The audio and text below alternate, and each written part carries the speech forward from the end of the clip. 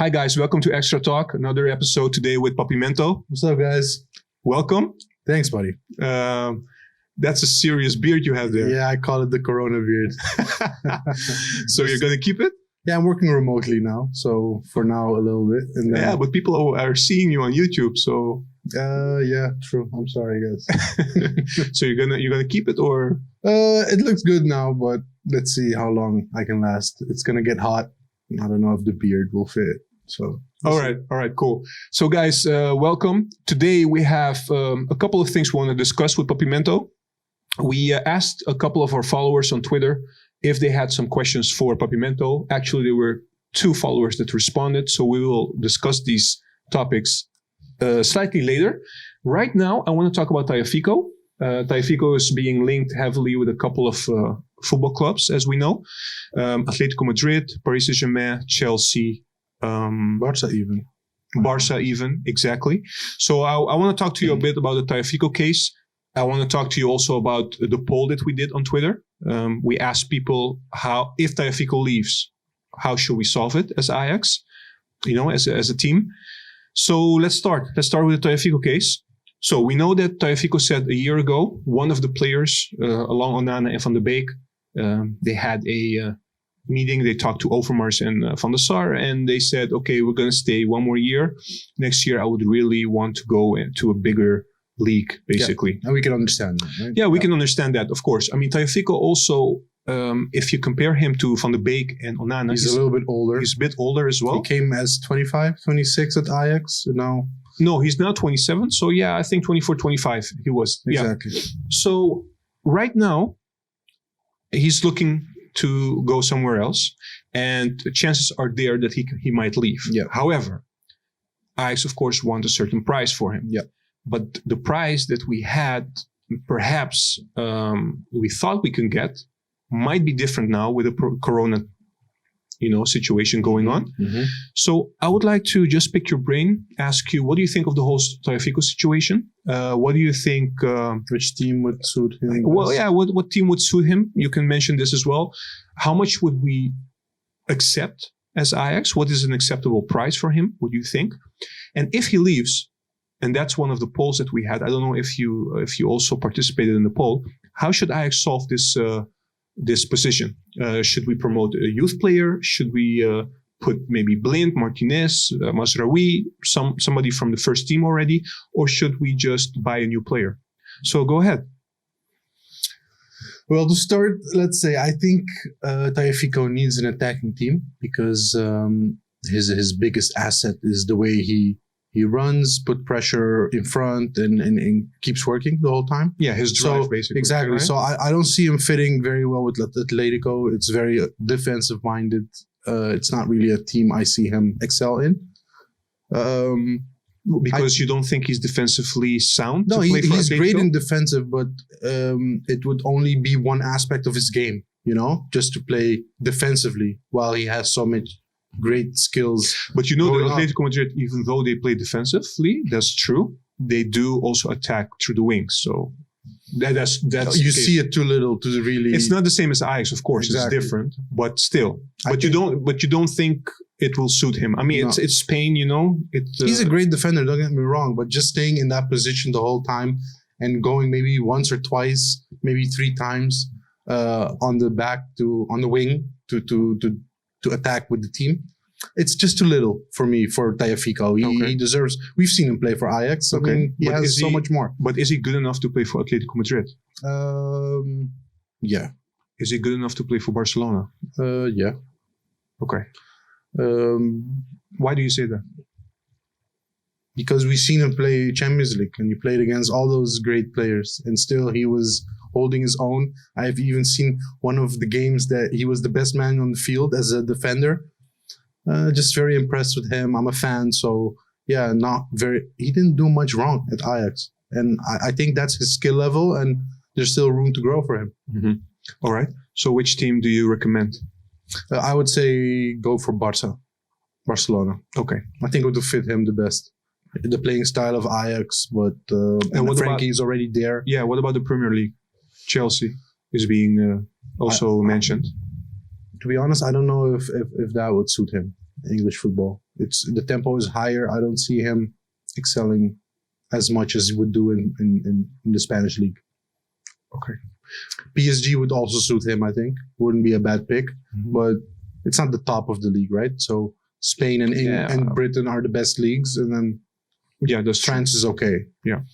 And playing for Paris Saint-Germain, I mean, you're playing for the best team in France already. So exactly. Yeah, that's different. Yeah. Okay, so so that's it. What should Ajax do? To be honest, I'm not impressed with that position at Ajax, the left back position. We don't really have a backup for that. Exactly, and the person that would, from the youth, that could play that position, I don't think he's there yet. Castillo, yeah. Castillo. So it's also, what is the desire of Ajax? What do they want? You know, like, do they want 2 years, 3 years for him to develop, to become a first team player and give him the time to grow? Or do you want somebody now for you to achieve good places in the Champions League, etc.? Well, the thing is that this year Mazraoui, we know from last year that Mazraoui was our right back, right? I don't like that option at all. Okay, as a left back. But hold on. Yeah. We're talking now on the right back position, because you're saying, I don't know what Ajax wants in terms of development, etc. Looking forward next year, we're playing Champions League, right? Last year we played Champions League as well, and Mazraoui, we thought all of us thought Mazraoui is the right back option. But then all of a sudden, this guy, Dest, came in, and Dest played actually better than Mazraoui. Not better, but also, Mazraoui was injured throughout the year a couple of times, but Dest really held his ground, played very good matches this year, grew as a player. So But there was not a lot of competition on that position, because Mazraoui wasn't playing this level of play the season before that. No, I really think there's a big gap in how he played with De Ligt and Frankie, and how he was playing this year. Yeah, but what you see is that in the year previously, not this year, but previous year, Mazraoui got his chance because also Veldman got injured, right? And now you see that Mazraoui got injured, so Dest got his chance. Exactly. And he didn't come back from it. He didn't start playing better. So it was actually, Dest was only the logical choice to make, like Mazraoui wasn't even playing great. So taking that into consideration, it might happen for the left back as well. You have to give youth, sometimes you have to give them a chance, right? Exactly. But we seen Castillo play, right? A few times. It's not what you expected to be. You don't think he's ready yet? No. The gap is too big for him to. So what would be your other option then? Buy somebody. Okay, so buy a player. You wouldn't choose to put maybe Mazraoui on the left, maybe Martinez on the left. It doesn't have to be expensive. Buy somebody that can handle the level, can grow into the team, and is a young talent. Because that's basically the philosophy, right? So maybe a young person that has a skill level of a first team. Okay, but again, a talent, an Anthony, but for that position. So what you're saying is the left back position, that's a crucial position. We don't really have a lot of options there. Don't you think it's very important for the back position to be solid? Because it's a very important position at Ajax. Of course, but I'm asking what you would do, right? Yeah. So I won't look. For me, a back always has to come up. He has to be a second winger, basically, next to his amazing defensive skills and positioning. So for me, it's a very important position at Ajax. If you have that well booked, you'll play no Martinez. You want them in the middle of the pitch. No, Blind would hang back too much. He would be like a Veldman playing on that position. No. Okay. No, I don't think he would. And Martinez? No, I like Martinez on the central position. Midfield? And Blind should also stay on the central position. Okay. So Martinez central and Blind in the back, or switch around. There's enough games in the season, right? Okay. All right. What about the Corona prices and the post-Corona prices? Yes, because we got a question about that, but also for other players. But I want you specifically now only for Tagliafico. What would be an acceptable price, you think? Look, I would just agree with what Ajax wanted, and that's just price I would go for. But because of Corona, I would do it in maybe a different kind of build, a different kind of way of contract. So you get a transfer fee, but based on his performance in next year, you can get a certain amount, at least to get that minimum you want. So you would add like certain clauses. Yeah, some incentives, minimum amount of games played, etc. Okay, but still, what's the minimum you would accept? For me, Tagliafico is great. So for that position, at least 35. At least 35 million. Yeah. Actually, I'm thinking about around 30 million. I think if they get 30 million, Ajax will say yes. Also taking into account that Ajax agreed that they will help Tagliafico. But that's only because Tagliafico wants to leave. Because if he didn't want to leave, I would say he's a 50 million player if somebody wanted him. You could ask that. I don't know if you would get it in this market, but yeah. Onana 40, Donny minimum 50. Okay, so you're mentioning all these prices right now. We move to the next topic. One of our followers on Twitter, he asked, okay, so what do you think? On one hand, you have, of course, Ajax.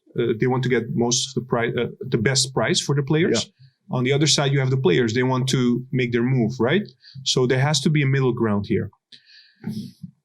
How would you deal with this? I mean, would you say, listen, Onana, or Van de Beek, Tagliafico, this is the minimum price we want.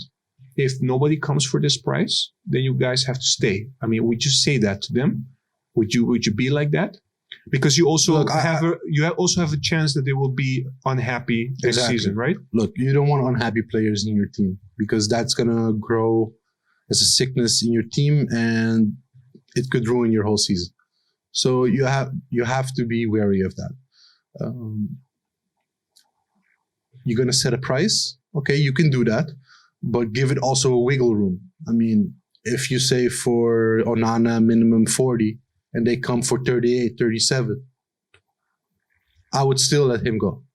For that 3 million, I would say let him go because if he's unhappy the next season, you'll have much more problems. Mm-hmm. But what if you're asking 40 million for Onana and they come with 25? Then no. Okay. Because he's worth every penny, and they didn't lose their skill because it's Corona.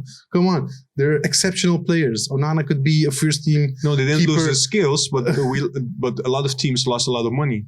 Yeah, but that's not Ajax's problem. Ajax is a business; they have to make profits. These are exceptional players that could bring Ajax to another Champions League spot and end very high next season. So. That's something you have to consider. You're not only letting them go, you're also considering who am I going to attract for these players I'm letting go. Yeah. So basically what you're saying is there are certain price tags for the players. If a team comes which is appealing to the player and the price is around that price tag, you would accept it as Ajax. Exactly. Okay. But no major discounts. No, of course. I think also Van der Sar stressed that we won't be giving any discounts. So, all right. Performance is important. Ajax have learned that. So they don't sell as easy as before. They used to do that a lot. Yeah, no, that's true. So we got another question for you that also came in from one of the followers of Twitter. It's basically, we discussed this previously. I think I discussed this with Sahbi. What do you think of the fact that the teams, football teams, are asking players to turn in a part of their salary? Do you agree with this? Yes, I agree with this because it's an entertainment business, and it was stopped for a decent amount of months. And these are businesses that require the money to stay operational. So, well, that's the rationale, of course, but legally they have contracts which are binding by. But they weren't forced into it, right? It was a suggestion. No, they weren't forced. No, they're not forced. But yeah, I mean, let's say the asking the players to turn in a salary. Let's talk about that. Yeah, you agree with that?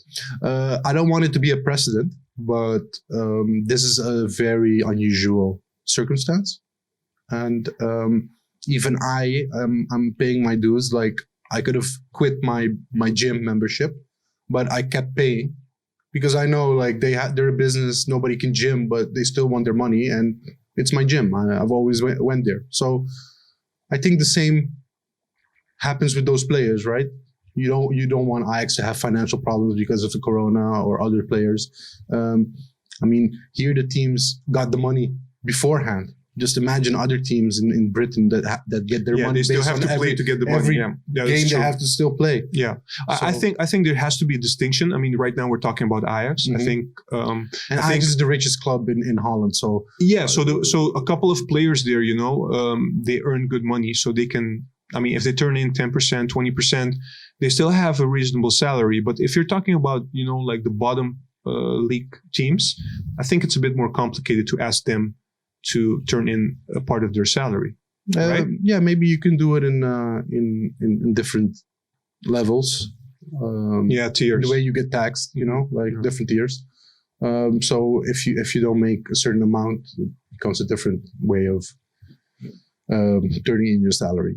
Yeah. So you do agree actually with the... I do agree because this is so unusual. When is the last time no football matches played for 4 or 5 months? It's like crazy. Never happened before. So yeah, it's an unusual situation. I don't think it will ever happen in my lifetime again, to be honest.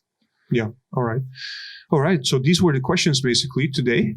Anything you want to add? Anything that's true? I mean, you want to mention maybe? Yeah, I want to mention that, German football started. So we're watching that a little bit. Yeah.